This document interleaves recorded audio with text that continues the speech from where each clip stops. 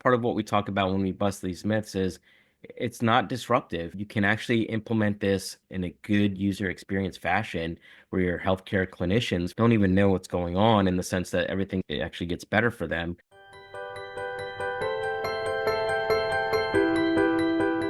Welcome to This Week Health. Today we are continuing a six-part series on Zero Trust Hospital, the CXO vision. It's a new book by Zscaler. I have one of the authors, Tamer Baker. He's the healthcare CTO for Zscaler. He's with me today. I'm Drex DeFord, president of Cyber and Risk at This Week Health and the 229 Project. Welcome to the show, Tamer. Thank you, Drex. Happy to be here. Excited to be here with you as usual. This is a great time. It's always a good time. We always have a lot of fun together, whether we are at the Health Sector Coordinating Council Cybersecurity Working Group or one of your favorite conferences, or sometimes we just actually hang out with each other. So I'm really glad you're here. Thank you. I'm happy to be here. We are going to cover in this episode some of the common misconceptions about zero trust. We're going to do some zero trust myth busting. What do you think? I love it. Yeah, it's one of my favorite topics in the book.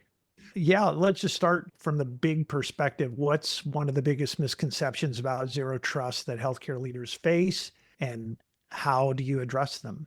I would say one of the biggest myths, there's a number of them that we cover in the book, of course, but one of the big things that immediately I'm drawn to is almost like you bring up the word zero trust and you get the eye roll. No, that's a 3 to 5 year project. We're nowhere near ready for that, right? That's a big myth in the sense that they think it's this long, big, cumbersome project that's going to take years and years that you're not ready for, the team isn't ready for, everybody needs, there's so many changes, all these things that happen. I think that's probably the biggest myth that we want to bust using this chapter in the book, which basically boils down to it's actually not as long of a project as you think. It's not as hard as you think. There's been so much architecture out there and so much FUD being put out about zero trust because of that huge explosion of that buzzword a few years ago that we have to really bust through all that FUD. There's other myths, of course, that are pretty major ones, like it's super disruptive in a healthcare environment, so it disrupts patient care. And the expense of it, too, is another piece of it that people think that zero trust is. There are other myths in the book, but we don't want to spoil the whole book. But those, I think, would be pretty big, important myths to go through. So if you think about just starting with the beginning of that, this is a long project. It's going to take us years to get it done. It's going to be hugely expensive.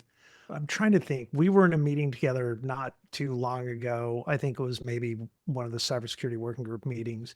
And somebody said, it's hard to eat the elephant one bite at a time when the elephant is standing on top of you and just basically stomping the crap out of you. That's right. Hopefully I can say that. But zero trust is really built to still allow you to eat that elephant one bite at a time, even when it feels like on some days the elephant's standing on top of you. That's right. And not only standing on top of you, but dragging you with it as it's stampeding, right? So that's what it absolutely can be done in that way. And part of what we talk about when we bust these myths is it's not disruptive. You can actually implement this in a good user experience fashion where your healthcare clinicians, for example, don't even know what's going on in the sense that it actually gets better for them. Examples, we have customers that I can talk about where we've got 50,000 users at a health system that were able to deploy this in 3 weeks using an intern. Right. So an intern obviously very quickly got a job as an engineer after that. But if you can deploy such a large health system in that short amount of time, it makes it viable, right? Because it doesn't have to disrupt how you do things today. It just simplifies a lot of it. And then you quickly and easily start not renewing contracts for all the other stuff as time goes on. That's how you do it, one bite at a time. The other beauty of it is, and we talked in the previous episode, where zero trust helps in all the different phases of an attack. And when you think about it, you start being able to phase out all these other pieces of products and platforms that you may have already invested in as those things are coming up for renewal. So it makes it easy to just turn those things on. And once you've deployed, let's say the agent as an example, all you're doing is turning switches on, right? Say, yep, let's turn this feature on now and then start configuring it. We'll turn this feature on. We see how everybody's talking to everybody else. We see what applications are being accessed and then start narrowing it down from there. So you just flipping on switches, the quote unquote deployment part of it becomes drastically reduced because it's already deployed. That's amazing. There's this myth about needing a single vendor for zero trust. True? False? What's the myth and why is that one harmful? Yeah, this one is a huge red flag. If you ever go to so or have a meeting with somebody and they say, if you buy me, we'll get you zero trust, that should raise some significant red flags in your head.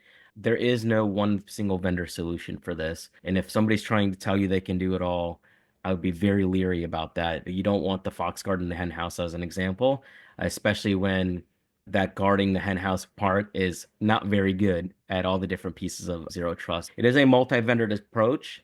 You're going to have to use multiple vendors. It is a way to do this where you narrow down from many different vendors in your ecosystem to just a handful of strategic vendors.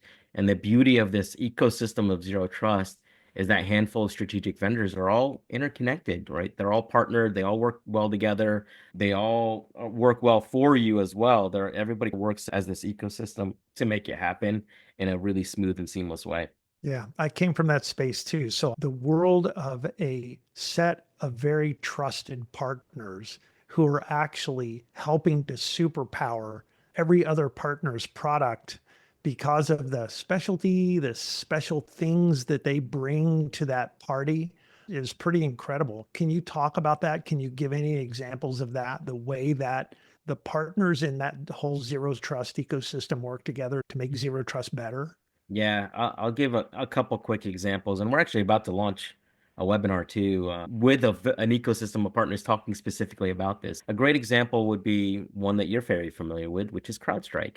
So Mhm. when we are making these access decisions, if these users are allowed to access something or not, we take into account, does CrowdStrike think that they're safe enough? Are they healthy enough? Is that machine, they actually have a zero trust assessment score. We'll take that score and say, if the score is high enough, give them access to that medical record.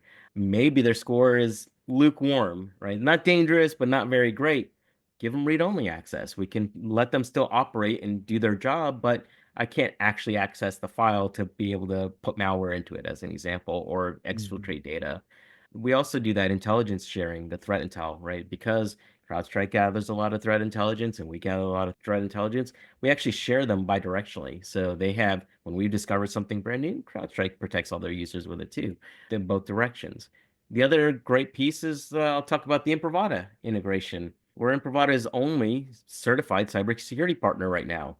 And it's a great use case because if you think about zero trust and security on a shared workstation today, your users are tapping in and out of that shared workstation. Today, the way you're doing it is you have to have one all or nothing generic security policy on that workstation. They're either allowed to do something or not. Whereas with this integration, as soon as a clinician taps in, maybe it's a nurse, they get a security profile on that workstation for what they're allowed to do.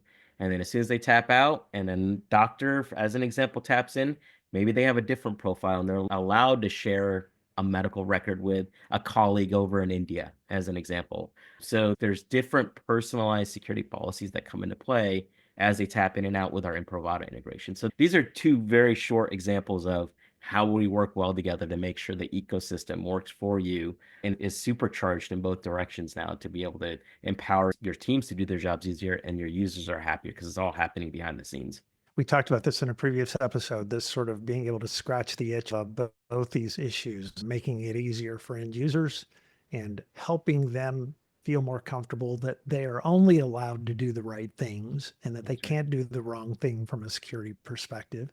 And Yep. at the same time, make operations better. That's a great example with Imprivata and clinicians. Do you have similar examples for business operations folks or researchers that you've worked with and how Zscaler's made their life easier? We talked about a squeaky wheel before of remote radiologists as an example. Hmm. Institutions nowadays, health systems have researchers bring in money, right? They have to have the access that they need. You're not allowed to manage their systems. It's Wild West when it comes to the research side of your house, right? Oftentimes you can't control a lot of it and you can't control other parts, and sometimes it's the other way around.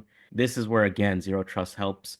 And this is part of the myth busting, right? It makes it seamless and easier and more cost effective. All these are myths that people think it's going to take a long time. You give researchers access to what they need. You host a web portal. You give them a cloud browser where they don't even need to install any agent or browser or anything like that. And they have access to everything that they need, but they're coming in securely. using whatever browser they want, whatever thing that they want to use to access their research. So now you don't have to mess with them. But as they're coming in, no malware can enter your environment, and they have only access to what they need and can't move laterally anywhere else in case somebody does try and take over that box, somebody's infected it, whatever it may be. So that's another fantastic use case that we can talk through. Researchers are challenging. Healthcare in general is challenging. It's why the zero trust model is so appealing to me in a lot of ways. Hey, thanks for being with me today, Tamer. I really appreciate it. Thank you. This was a fun conversation as usual. Thanks for tuning in to episode 4 of our Zero Trust series. You want to dive deeper? Don't miss your chance to get a signed copy of the book at HIMSS, along with the other book in this series, which is called The Architect's Approach. That book is really more targeted at your team. And if you can't wait, you can register now with the link that we'll put in the video description to receive the ebook right to your inbox. So we've got 2 more episodes in the series and an upcoming webinar on March 27th. There's still a whole bunch more on this topic to explore, so stick with us. If you want to register for that webinar, visit thisweekhealth.com/zerotrust and get your name in there. Again, thanks, Tamer. Glad you're here. Thank you, Drex. Happy to be here.